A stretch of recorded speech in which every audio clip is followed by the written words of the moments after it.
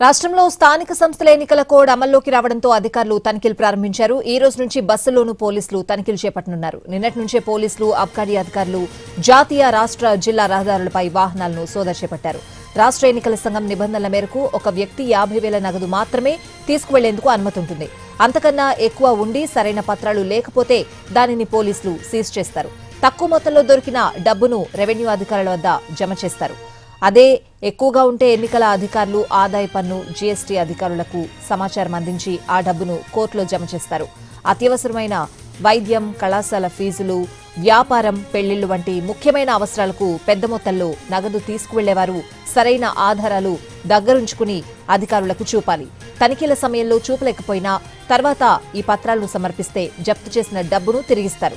రాష్ట్రంలో ఎన్నికల కోడ్ అమల్లోకి వచ్చినందున నగదు రవాణాపై నిబంధనలు పాటించాలని ప్రజలకు అధికారులు సూచిస్తున్నారు.